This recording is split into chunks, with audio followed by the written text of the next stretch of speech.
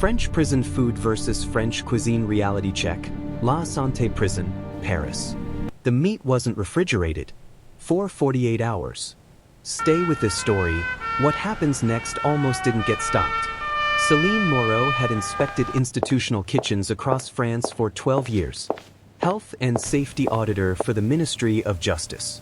She'd seen budget cuts, seen corners cut, seen food service operations pushed to their limits. But she'd never seen someone deliberately leave protein unrefrigerated in August heat. La Santé Prison, the historic facility in the 14th arrondissement of Paris. Built in 1867. Overcrowded, underfunded, housing nearly 2,000 inmates in conditions that violated European human rights standards. The kitchen audit was routine. Announced inspection. Standard protocol. The administration knew she was coming. Yet when Moreau opened the walk-in cooler at 9 a.m. on August 17th, she found 300 kilograms of ground beef sitting in metal containers. Room temperature. No ice. No refrigeration. The temperature log on the cooler door showed consistent readings. 4 degrees Celsius. Every 4 hours. For the past week. But the thermometer inside the unit read 23 degrees. Nearly room temperature. She called for the kitchen director. Thomas Beaumont. 26 years managing food service at La Santé. Career civil servant. 2 years from retirement. When did this beef arrive? Moreau asked. Tuesday morning. 2 days ago. Stored immediately according to protocol. The cooler's been broken for how long? Beaumont checked the maintenance requests. It's not broken. Temperature readings are normal. Moreau pointed at the internal thermometer. 23 degrees is not normal. The external monitor shows 4 degrees. It's always been accurate. And you didn't physically verify the internal temperature? Beaumont hesitated. We trust the monitoring system. It's automated. Flags any deviations. When was it last calibrated? He pulled the service records. Last calibration, 14 months ago. Recommended interval, 6 months. The beef was scheduled for lunch service. Bolognese sauce for 1,800 inmates. Already in prep. Vegetables chopped. Pasta measured. Industrial scale cooking beginning in 2 hours. Moreau made the call. All beef quarantined. Lunch menu changed. Emergency food safety protocol activated. The response from administration was immediate and resistant. Changing the menu for 1,800 inmates required budget adjustments. Alternative protein sources. Coordination with suppliers. All on same-day notice. The deputy director arrived within minutes. How contaminated is it really? Can we salvage any portion? Moreau had heard this question before. At every facility. Every inspection where budget met safety. Ground beef at room temperature for 48 hours in August heat. Coli levels will be catastrophic. This entire batch needs destruction.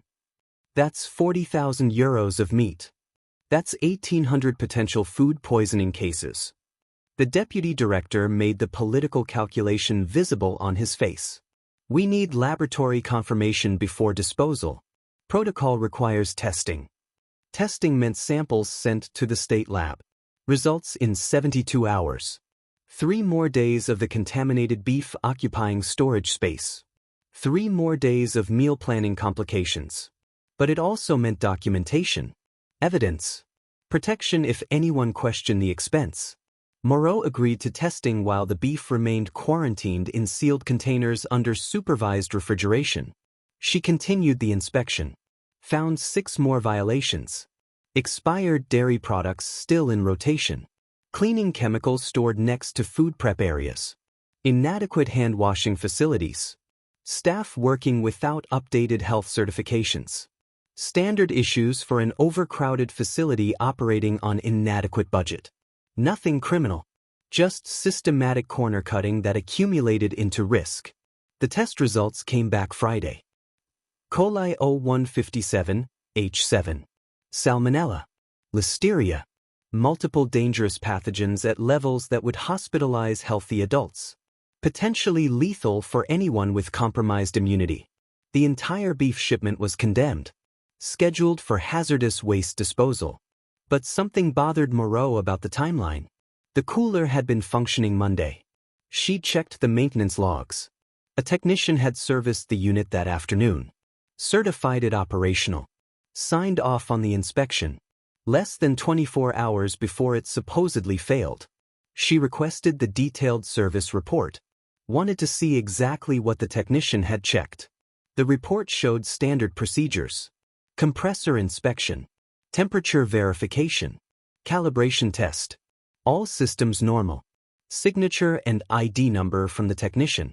But when she cross-referenced the ID number with the Ministry of Justice contractor database, something didn't match. The technician listed was employed by Mercier Food Systems, a company that held multiple service contracts with French correctional facilities, refrigeration maintenance, kitchen equipment, food safety systems. Except Mercier Food Systems also held the contract for emergency food supplies to La Sante. They were the designated vendor when regular suppliers couldn't meet demand. A company that maintained the refrigeration also profited when refrigeration failed. Moreau pulled the emergency procurement records for La Sante over the past 2 years. Found a pattern. 6 equipment failures. 6 emergency food orders. All from Mercier Food Systems. Total value, €480,000. She checked other facilities where Mercier held maintenance contracts. Found the same pattern. Regular equipment failures. Emergency procurement. Always the same vendors supplying the replacement food. But when they checked the logs, everything changed. The service records were perfect. Too perfect. Every maintenance visit by Mercier Food Systems showed identical procedures. Same checklist items completed. Same time stamps. Same technician signatures. Across 8 different prisons. Over 2 years. Céline Moreau brought her findings to the Ministry of Justice Procurement Office. Showed them the pattern. Equipment failures always preceded by Mercier maintenance visits. Emergency food contracts always awarded to Mercier. The procurement officer reviewed the documentation. These are approved vendors. All contracts were awarded through proper channels. I'm saying the proper channels are being manipulated. That's a serious accusation. Do you have proof of fraud? Moreau had patterns, coincidences, suspicions, but no direct evidence of deliberate sabotage. The procurement officer made a note in his file. Said he'd flag it for review. Told Moreau to continue her inspections and document any irregularities. She left knowing nothing would happen. Pattern recognition wasn't proof. The system required smoking guns, not statistical anomalies. 2 weeks later, another prison reported refrigeration failure. Fleury-Mérogis, France's largest correctional facility. 4,000 inmates. The cooler breakdown contaminated 800 kilograms of chicken. Emergency replacement ordered. Supplier, Mercier Food Systems. Moreau wasn't assigned to that inspection, but she requested the maintenance records anyway. Found the same pattern. Mercier technician serviced the unit. 24 hours later, catastrophic failure. She started building a comprehensive database. Every Mercier maintenance visit. Every equipment failure. Every emergency procurement. Across 12 facilities over 3 years. The correlation was undeniable. 93% of equipment failures occurred within 72 hours of Mercier maintenance visits. She presented the data to her supervisor. Requested a formal investigation.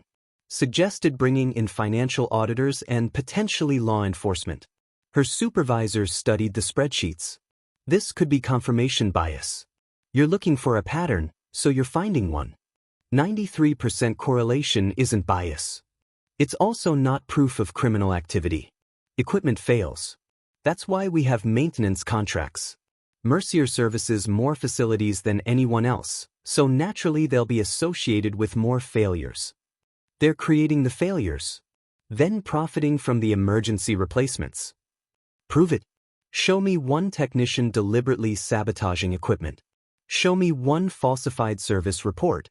Show me payment records proving kickbacks or fraud. Moreau couldn't. All she had was the pattern. Her supervisor closed the file. Continue your regular inspections. If you find actual evidence of sabotage, we'll act. But we can't launch investigations based on spreadsheets. 3 days later, Moreau received a transfer notice. Reassigned from prison food service to administrative building inspections. Effective immediately. No explanation. Just a routine personnel rotation. She understood what it meant. Someone had made a call. Someone with influence. Someone who wanted her attention elsewhere. She filed a formal complaint. Requested investigation into her transfer. Cited retaliation for reporting potential fraud. The complaint disappeared into bureaucratic processing. Estimated review time, 6 to 8 months. While Moreau fought her reassignment, the failures continued. Another prison. Another cooler. Another emergency order to Mercier food systems. But this time, something went wrong with the emergency food itself. Fresnes, south of Paris. The replacement meat arrived Thursday. Friday. By Saturday morning, 47 inmates were hospitalized with severe food poisoning. The investigation was immediate.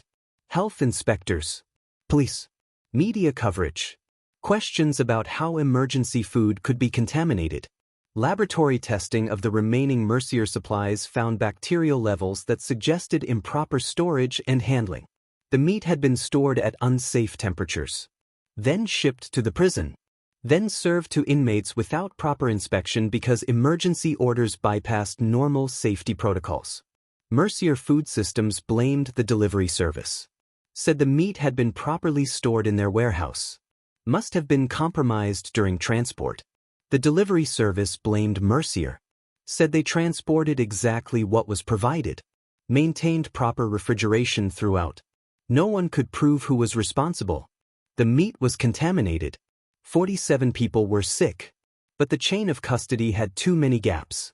Then an inspector noticed something in the Mercier warehouse. Temperature monitoring equipment that looked familiar. The same automated system used in prison coolers. The same system that had failed at La Sante. The same system Mercier had installed and maintained. They tested the monitoring equipment. Found it had been modified.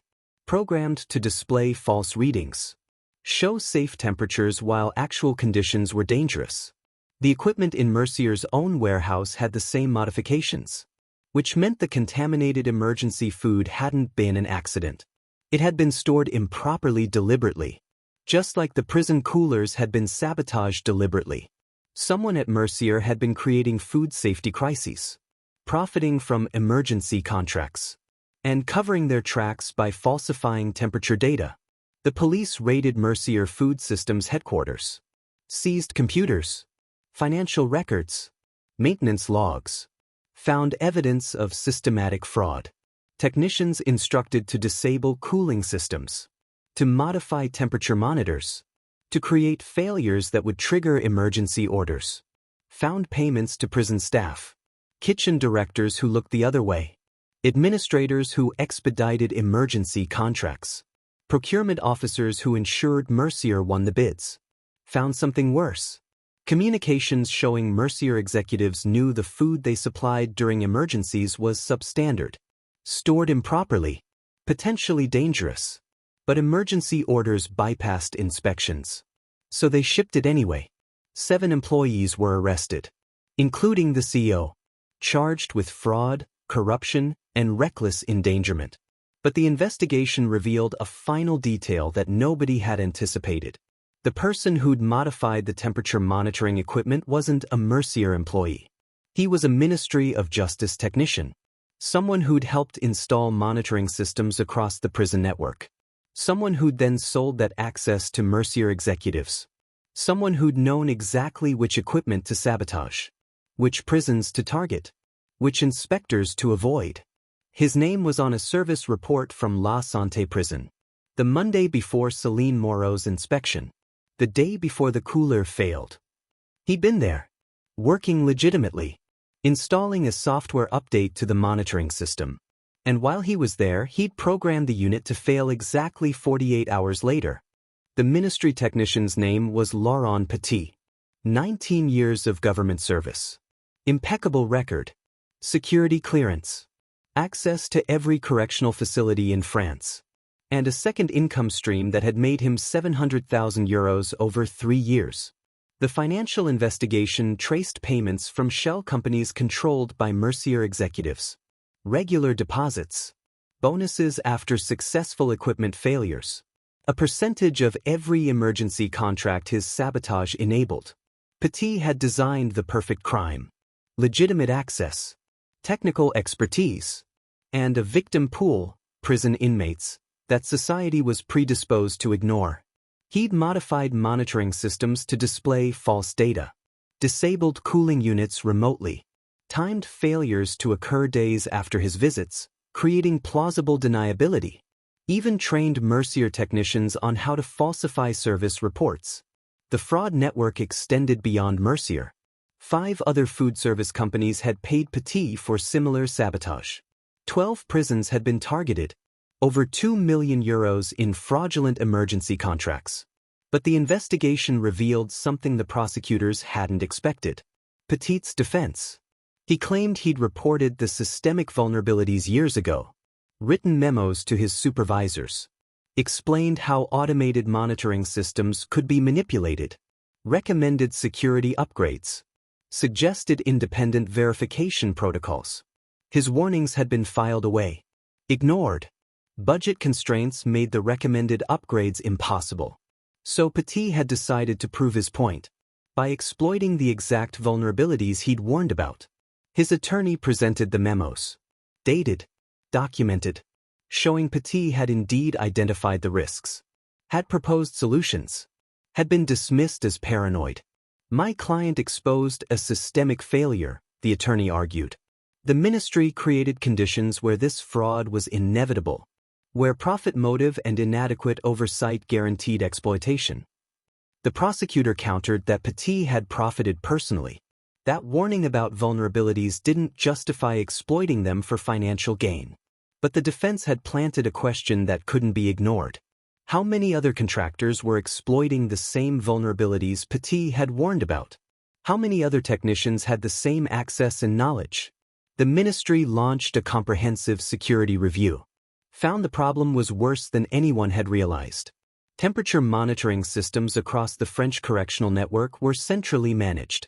One database. One software platform. Accessible to dozens of technicians. With minimal security. No redundant verification. No independent audits. Any technician with access could sabotage any facility. And nobody would know until the food was already contaminated. The review recommended complete system overhaul. Independent monitoring. Regular physical inspections. Separation of maintenance and supply contracts. Estimated cost, €43 million. The French Parliament held hearings. Called Céline Moreau to testify. She explained how she'd identified the pattern. How her concerns had been dismissed. How she'd been transferred when she pushed too hard.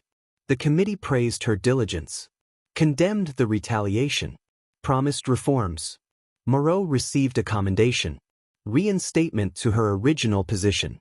Assurance that her concerns would be taken seriously. But 3 months later, the recommended security upgrades were postponed pending budget availability. The system overhaul was scaled back to phased implementation over 5 years. The monitoring equipment stayed the same. The maintenance contracts continued. Just with additional paperwork. Petit was convicted. Sentenced to 6 years. The Mercier executives received similar terms. The corrupted prison administrators were fired. But the fundamental economics hadn't changed. Prisons still operated on inadequate budgets. Equipment still failed regularly. Emergency contracts were still necessary. New vendors stepped in to replace Mercier. Different names. Same business model. Same opportunities for exploitation. Céline Moreau continued her inspections. Found the same violations. The same corner cutting. The same pressure to accept marginal safety because the alternative was too expensive. She submitted detailed reports. Recommended systemic changes. Documented continuing vulnerabilities. Her reports went into the same files where Laurent Petit's warnings had been buried years earlier. The French prison system feeds nearly 70,000 inmates daily. operates on budgets designed for half that population, uses equipment beyond its service life, relies on contractors with conflicting interests. La Santé Prison still houses 2,000 inmates, still operates the same kitchen, still uses automated temperature monitoring. The equipment works when it's maintained, when it's monitored, when budget allows. And when it fails, emergency food arrives quickly, from approved vendors, at premium prices. The contractors have changed. The vulnerabilities haven't. Laurent Petit proved that the system could be exploited. His conviction proved that exploitation would be punished. But his original warnings, the ones that had been ignored, proved something else. That the system itself was the problem. That reforms would be promised but deferred. That budget constraints would always trump safety concerns. That the next person to exploit the vulnerabilities would just be smarter about not getting caught. This could happen again. Not because France learned nothing from the scandal. Not because reforms weren't proposed. Not because people don't care about food safety. But because fixing the problem costs 43 million euros. And preventing the next Laurent Petit requires funding that competes with healthcare, education, infrastructure. The political will exists to prosecute fraud. The budget doesn't exist to prevent it. So the monitoring equipment continues humming in prison kitchens across France. Displaying temperatures. Recording data. Trusted until the moment it fails. And somewhere, someone is doing the calculation. Measuring the gap between security and cost. Identifying the next vulnerability to exploit. The difference between Laurent Petit and his successors won't be ethics or opportunity. It will be learning from his mistakes. If this story shook you, the next one will be worse. Because this isn't about one corrupt technician or one fraudulent company. It's about systems designed to fail. Budgets designed to force compromise. And the certainty that someone will always profit from the gap between what should happen and what's affordable. The question isn't whether it will happen again. The question is whether anyone will notice before the food is already served.